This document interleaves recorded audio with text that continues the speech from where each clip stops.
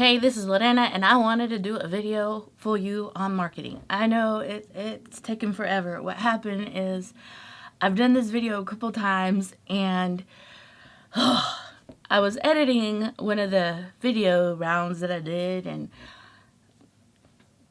it's just taken forever to edit. So I thought maybe it would be better, now that I have a better idea, to re-film it. So this is take 3, okay? All right. In this video, I wanted to talk about an analogy, or is it a parallel? And I want you to ask yourself, what kind of person are you in this little analogy? Are you the kind of person that wants to make $100 one time? Or are you the kind of person that's willing to do $1 100 times? When I heard this, they were talking about Americans that they want to make $100 in one shot. Like, they want to make big money fast, now. That's the kind of mind they have. And then in this analogy that I heard, or documentary, I don't remember, they talked about Asian communities that they're willing to do $1 100 times. That's how they work. They want to make $1 and make 100, get to 100. And that's how they price their items, I guess. And don't quote me and don't get mad if it's not your culture or if it is your culture, but it is just something that has been embedded in me. How are you, Lorena, going to price your work? How are you going to price yourself? Now, this is what this is going to be about for a minute, okay? For a minute. All right, let's talk about you $100 one-time kind of people. Let's talk about you. You're the kind of people that you're willing to wait until you make that $100. And you're not willing to at all go down on your prices because you feel that your work is worth $100. Now, I want to share with you some of the limitations of that kind of way of thinking. One, you're going to have to wait for a while until you find that one person that's willing to give you $100 for your work. And you're also limiting yourself on the people who are going to see your work, because only rich people can see your work. Only someone who can afford $100. That's just, limiting yourself. Also, too, you're the kind of person that believes that your work is worth $100. Your work is $100. Well, it better be worth $100. And you're willing to wait as long as it takes for you to make that kind of money. And I'm going to share with you a lady who had that mindset. Remember, this is an analogy. This is just kind of like the way of how you price yourself. There was a lady who had a business down the street from me, and she was an embroiderer also. And her and I were doing embroidery work, okay? We were both doing the same thing. I did it from my house. She did it from her, for her business.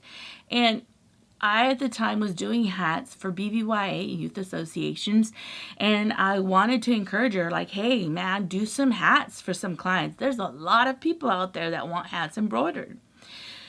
Now, she didn't know what I priced myself in my hats, so, she's like, oh, hell no. I'm only making $8. I'm not touching a hat unless I make $8 to touch it. And I said, what if you want someone just asked you to put a number on a hat? She's like, no.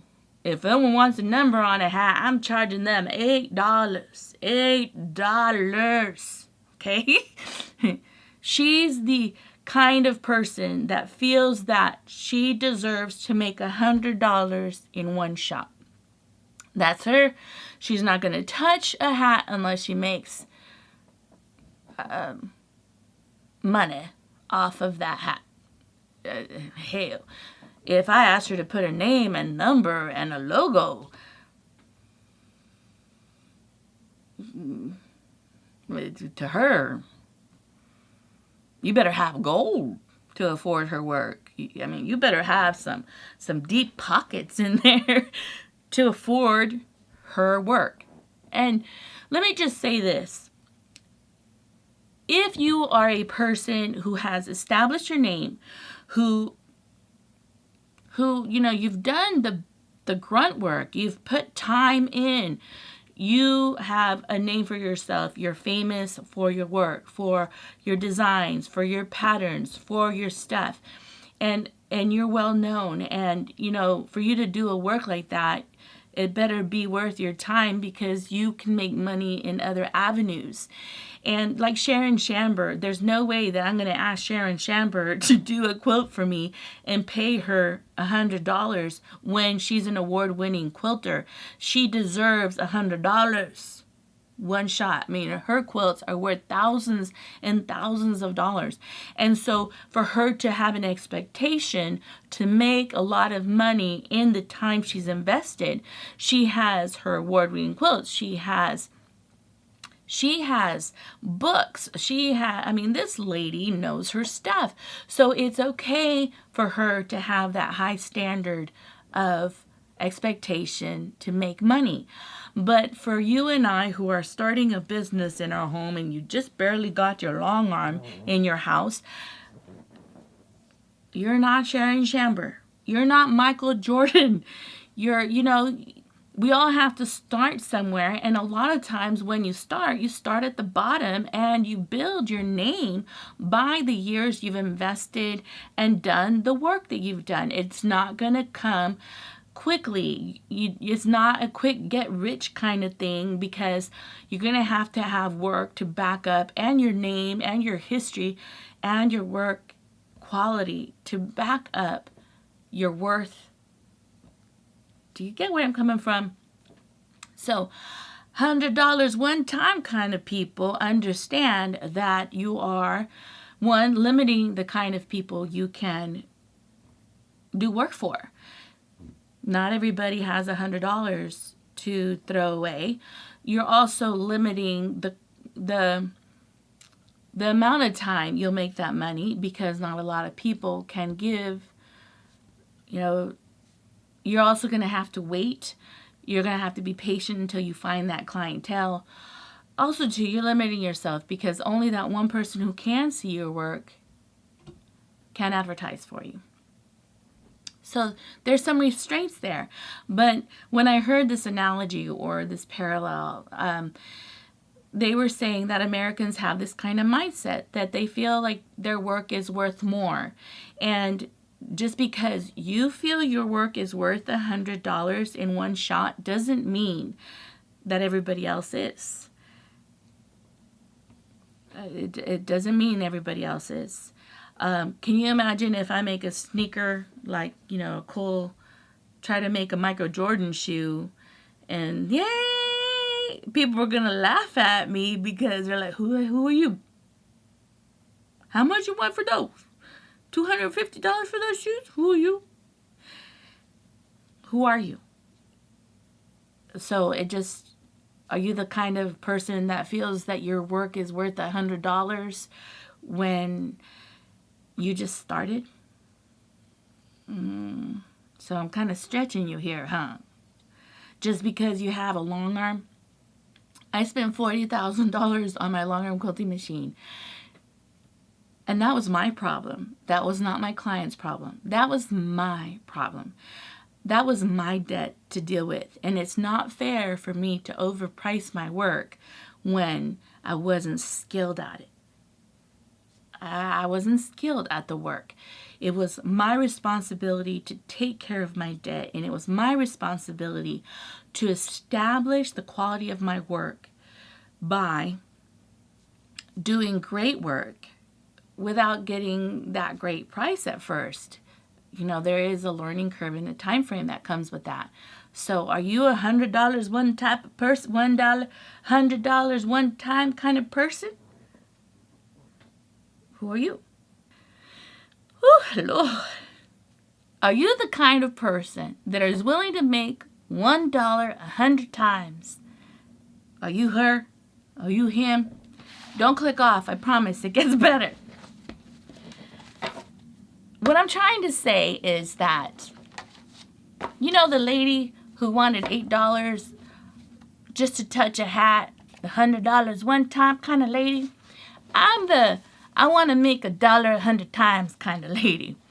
And I want to price myself fair.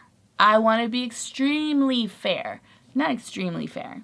But I want my work to be $100 quality kind of work, because I have the heart that my work should be like awesome, even though I'm charging metaphor $1. I'm not charging $1 for my work, I promise, okay? But it's not that I charge $1 for my work, but I charge very fair, not only to myself, but to my client. I have this kind of mindset that my work should be a blessing for the people I'm doing work for. And in the sense of, I want to do such great work that not only am I getting paid fairly for what I do, but my client is getting like a great deal at the same time. So I have the kind of mindset where both me and the client can get blessed at the same time. I'm blessed by the client giving me work, and the client is blessed by the kind of work I give her. For example, when I went to the lady and she says, I'm not touching a hat unless I make $8. I'm not touching the number. Remember, me and her had the same machine, honestly, the same exact embroidery machine. I ended up doing work for BBYA and youth associations and for Clemens and for Knights. And what I did is I went to them and I said, I'm willing to do a number on a hat for like $3. I want to give you guys a deal as long as I get a bulk amount of hats. Now, the way I justified $3 a hat is, I want you to think about it. The stabilizer I use for a number is like this size. It's that little amount of stabilizer, and it's less than 100 stitches to do a number on a hat. And it only takes a minute to do a number on a hat. It only takes a minute. So in my heart, I feel like I'm making really great money, but I'm also giving my client a really great deal because we're both getting blessed in the midst of it. What a client would do is she'd give me 10 hats, let's say, and I would embroider those 10 hats. I'm making $3 a hat, so there's $30 right there. It takes me less than really 10 minutes. It takes me a minute a hat to do. Now, let's say it takes me 15. Which, if thread breaks, the bobbin, something happens, takes me 15. And in those 15 minutes, I've made, let's say, $2 a minute. Where in the world are you going to make $2 a minute in anything? So in 15 minutes, I made $30. I feel like I hit the lottery. Now, the lady who is $100 one time kind of mind, well, no one really came to her because she was priced so high. But I was willing to price myself to where it was worth my while, but it was also worth my client's while to come to me, that I made $30 in less than 15 minutes. And let's just say I get 3 clients like that each bring me 10.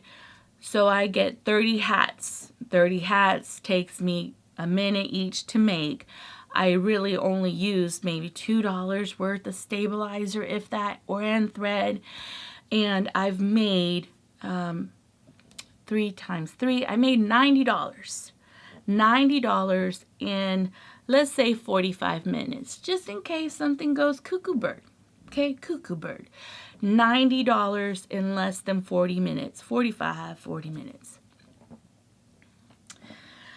I not only have embroidered 30 hats that 30 people are going to wear, I have done work for those people who are all going to see my work, and they're all going to love it.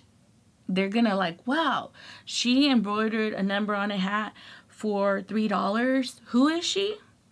Because I've done this kind of work where I'm willing to make $1 100 times, I've literally impacted quickly 30 people who are going to wear my hats that I embroidered that have a number on them. They're going to see the quality of my work. They're going to know my price, and people are going to know my name. So I've literally marketed myself. Not only did I make $90 in 40 minutes, I've also marketed myself and shown my work to 30 people. And so I do have the mindset of making $100 $1 at a time. $1 100 times, because you can impact 100 people making $1. And it's not necessarily what I'm trying to say, $1. $1 is I'm willing to price myself so fair that I have more people coming to me to see my work and to experience my work. And so I'm also creating this snowball of advertisers. So in those 30 hats that I did, I ended up getting 10 clients because they saw, wow, she can embroider a hat with the number, and she can embroider a hat with the number at that price range. I wonder what she'll charge me if she does a logo for my business. Do you see what I just did? I've literally had more people that I've done embroider on hats, name or number or whatever it may be, come to me and ask me about what it would take for me to do a logo on their shirts, a logo on their bags, a logo on their stuff, and they know that I'm fair just by the number on a hat. And it will create this snowball of people coming back to you. Now, that's how I price myself. And that's how I price myself with quilting. I would rather make $1 to get that client in my house and do work for them that is worth $100 than not get the $1. I want my machines working. I want people to love my work. I want people to talk about my work and also talk about my fair prices. I'm talking about pricing myself very fairly. Fair enough that I'm feeding myself and I'm comfortable with my prices, but also fair enough that my client is satisfied with the work that I've done. And also, too, that they're blessed, too, at the same time, because they got something done professionally at a really great price. That is that analogy, $1 100 times kind of mindset that I have. You are able to impact your community more. You are able to have more people see your work.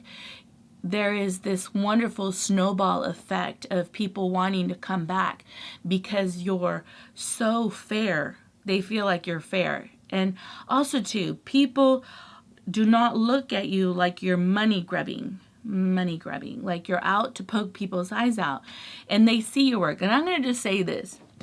I have more people giving me tips, meaning I charge them a certain price to do the work, and they give me an extra $20 or an extra $10 or an extra $6 because they're like, man, here, you know, you were awesome. You did great work. You're so good and you're so fast and you're cheap. You're not cheap, but wow. Here, let me give you extra to thank you for the work you did for me. And that's what you want.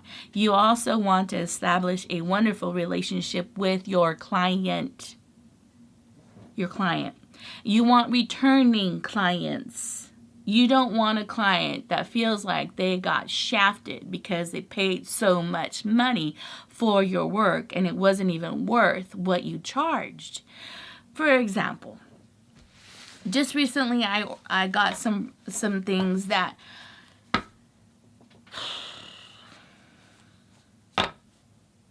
to me, it's not worth what I paid for it.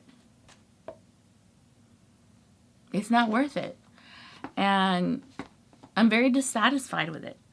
And because they have the mindset of making $100 at one time, I feel that they overcharged me for what I paid for. The products that I paid were scratched up. The product that I paid for was dirty. The product that I paid for was not filed well. The product that I paid for was not at the quality that they were charging me. They were charging me $100 one time kind of mind. And I look at the work and I'm like, I don't want to go back to them. Because they didn't invest in making it high quality. But they wanted a lot for it. And so if you are charging, you're the $100 one time, you better make sure that your work is worth that high quality. You better make sure that your work is worth $100. My recommendation is that your work should always be worth more than what you get paid for. It should be. Because I want in my mind to have people to come to me and say, man, her work is so awesome, and she priced herself, she should price herself higher. And, so I'm just going to tell a whole bunch of people and help her out because she's just Miss Awesomeness. And I think that, I don't know, I guess I value my name more, I value my work more than I value the dollar. And to be honest, I'm really disappointed. I got some work and the product was scratched up. The product was like almost they used scraps. They didn't file things down. I mean, they were dirty. And what I wanted to do is I wanted to sell it on my website, and I can't even sell it on my website because it's crap. And I paid gold for it. I paid gold for crap. And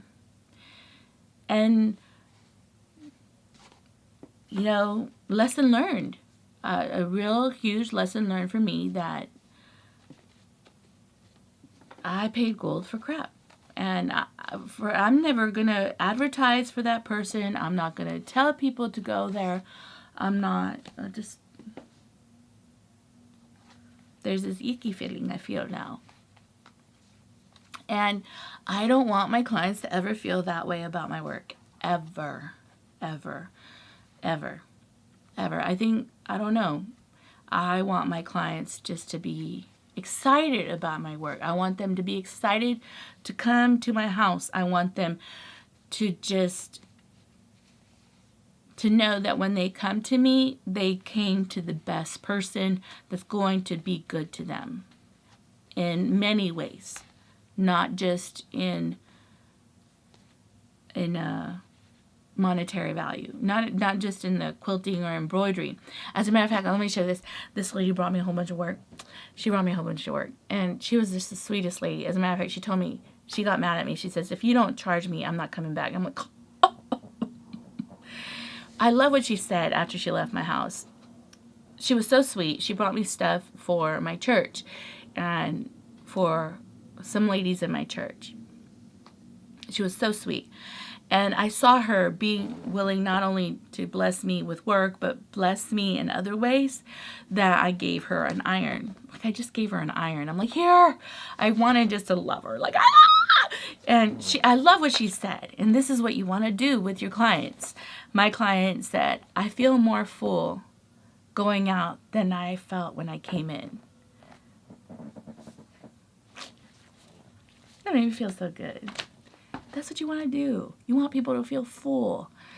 Like when they entered your space, that they came out of it different because you're just awesome.